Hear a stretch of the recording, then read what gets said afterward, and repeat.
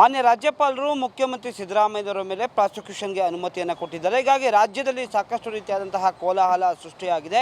ಹಾಗೂ ಕಾಂಗ್ರೆಸ್ ಕಾರ್ಯಕರ್ತರು ಹಾಗೂ ಸಿದ್ದರಾಮಯ್ಯನವರ ಬೆಂಬಲಿಗರು ಇದಕ್ಕೆ ತೀವ್ರ ವಿರೋಧವನ್ನು ವ್ಯಕ್ತಪಡಿಸ್ತಾ ಇದ್ದಾರೆ.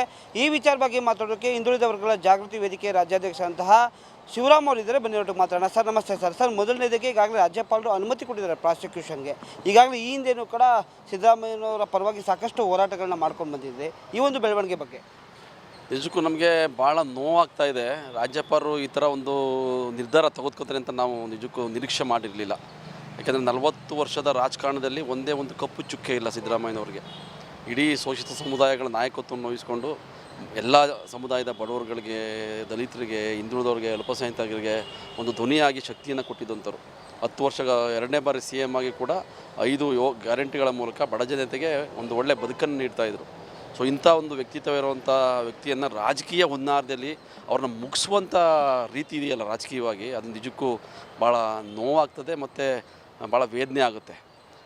BJP JDS ಮತ್ತು ಗವರ್ನರ್ನ ಉಪಯೋಗಿಸ್ಕೊಂಡು ಮೋದಿ ಮತ್ತು ಅಮಿತ್ ಶಾ ಹುನ್ನಾರ ಮಾಡ್ತಾಯಿದ್ದಾರೆ. ರಾಜಕೀಯ ಹುನ್ನಾರ ಇದು.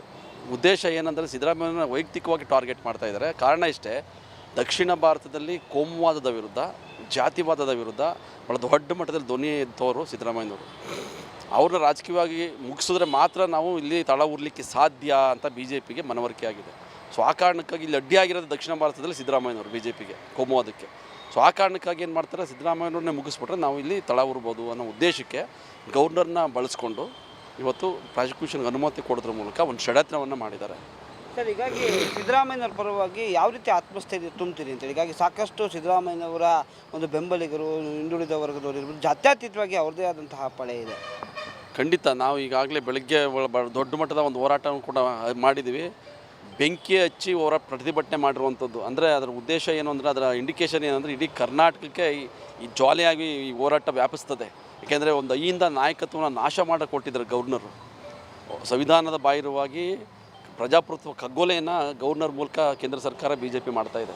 BJP ಏಜೆಂಟಾಗಿ ಗವರ್ನರ್ ವರ್ತಿಸ್ತಾ ಇದ್ದಾರೆ. ಅದ್ರ ಜೊತೆಗೆ ಮೋದಿ ಅಮಿತ್ ಶಾನ ಸೇವಕನಾಗಿ ಗವರ್ನರ್ ಕೆಲಸ ಮಾಡ್ತಾಯಿದ್ದಾರೆ. ಆ ಕಾರಣಕ್ಕಾಗಿ ನಾವು ಬುಧವಾರ ರಾಜಭವನ್ ಚಾಲೂ ಕೂಡ ನಾವು ಮಾಡ್ತಾಯಿದ್ದೀವಿ. ರಾಜಭವನಕ್ಕೆ ಮುಖ್ಯ ಕೆಲಸವನ್ನು ಮಾಡ್ತಾಯಿದ್ದೀವಿ. ಮೈಸೂರಿಂದ ಸಾವಿರಾರು ಜನಕ್ಕೆ ಕರೆ ಕೊಟ್ಟಿದ್ದೀವಿ. ಎಲ್ಲ ಜಿಲ್ಲೆಗಳಿಂದ ರಾಜಭವನಕ್ಕೆ ಬರ್ತಾರೆ. ಭಾಳ ದೊಡ್ಡ ಮಟ್ಟದ ಹೋರಾಟವನ್ನು ದಂಗೆ ಹೇಳ್ತದೆ ಕರ್ನಾಟಕ. ಈಗ ನಿಮ್ಮ ಮುಂದಿನ ಹೋರಾಟ ಯಾವ ರೀತಿ ಇರುತ್ತೆ ಅಂತೇಳಿ ಸರ್? ಈಗಾಗಲೇ ಏನು ಮೈಸೂರು ಮತ್ತು ಇತರ ಭಾಗಗಳಲ್ಲೂ ಕೂಡ ಸಾಕಷ್ಟು ಸಿದ್ದರಾಮಯ್ಯನವರ ಬೆಂಬಲಿಗರ ಪಡೆ ಇದೆ. ಹೀಗಾಗಿ ಕಾನೂನಾತ್ಮಕವಾಗಿ ಹೋರಾಟ ರೂಪಿಸ್ತೀರಾ ಅಥವಾ ಪತ್ರ ಚಳುವಳಿ ಮೂಲಕ ನಡೆಸ್ತೀರಾ, ಯಾವ ರೀತಿ ಅಂತ?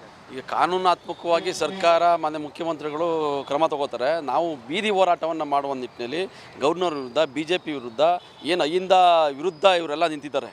ಅಹಿಂದಗಳನ್ನು ಮುಗಿಸ್ಬೇಕು ಅಂತೇಳಿ, ಅಹಿಂದ ಸಮುದಾಯಗಳನ್ನ ನಾಶ ಮಾಡಬೇಕು ಅಂತೇಳಿ. ಸಿದ್ದರಾಮಯ್ಯವ್ರನ್ನ ರಾಜಕೀಯವಾಗಿ ಮುಗಿಸಿದ್ರೆ ಅಹಿಂದ ಸಮುದಾಯನ, ಅಹಿಂದ ನಾಯಕತ್ವನ ನಾಶ ಮಾಡ್ದಂಗೆ ಅಂತ ಅವ್ರು ಅಂದ್ಕೊಂಡಿರುವಂಥದ್ದು. ಅದಕ್ಕೆ ಯಾವುದೇ ಕಾರಣದಿಂದ ಅವಕಾಶ ಕೊಡಲ್ಲ.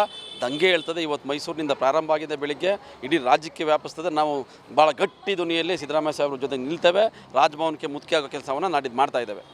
ಇದಿಷ್ಟು ಏನು ಶಿವರಾಮ್ ಅವರ ಮಾತಾಗಿರ್ತಕ್ಕಂಥದ್ದು. ಹೀಗಾಗಿ BJP ಒಂದು ಹುನ್ನಾರವನ್ನು ನಡೆಸಿ ಹಿಂದುಳಿದ ನಾಯಕನ ಅಥವಾ ಹಿಂದುಳಿದ ನಾಯಕರನ್ನು ಮುಗಿಸುವಂತಹ ಪ್ರಯತ್ನ ಮಾಡ್ತಾಯಿದೆ. ಅದಕ್ಕೆ ಯಾವುದೇ ಕಾರಣಕ್ಕೂ ಆಗೋದಿಲ್ಲ. ಹೀಗಾಗಿ ಸಿದ್ದರಾಮಯ್ಯನವರ ಪರವಾಗಿ ನಾವು ನಿಲ್ತೇವೆ. ಹಾಗೂ ರಾಜಭವನ ಚಲೋ ಇರ್ಬೋದು, ರಾಜ್ಯಾದ್ಯಂತ ಏನು ಸಿದ್ದರಾಮಯ್ಯನ ಪರವಾಗಿ ನಿಲ್ಲುವಂಥ ಜನ ದಂಗೆ ಹೇಳ್ತಾರೆ ಅಂತಕ್ಕಂಥದ್ದು ಇವರು ಮಾತಾಗಿರ್ತಕ್ಕಂಥದ್ದು.